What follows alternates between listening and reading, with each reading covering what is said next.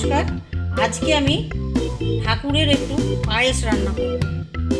ঠাকুরের একটু পায়েস রান্না করব, তার জন্য আমি নিয়েছি 50 গ্রাম গোবিন্দভোগ চাল আর 100 গ্রাম খেজুর গুড়, কিশমিশ, কাজু, দুটো তেজপাতা, দারচিনি, ছোটো এলাচ,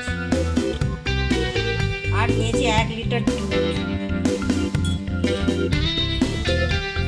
এবার আমি ডেচকিতে জল বসিয়ে চালটা সেদ্ধ করতে দিচ্ছি।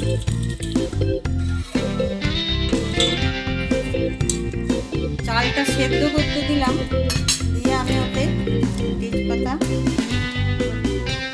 এলাচ কাটিয়ে দিয়েছি আর দারচিনিটা দিয়ে দিলাম। চালটা একটু সেদ্ধ হবে, জলে সেদ্ধ করতে।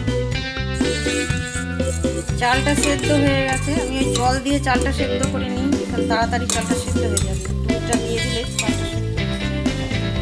এখন আমি দুধটা দিয়ে দেবো।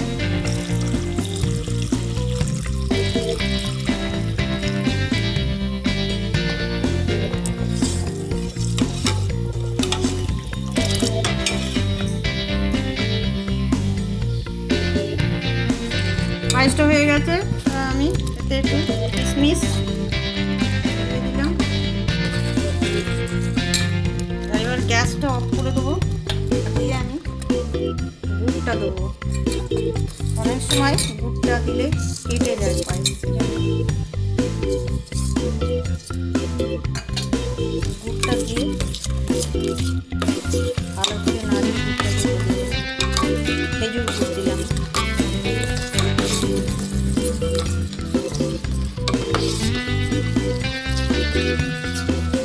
গুড়টা বেশ ভালো মতো গলে গেছে। এবার আমি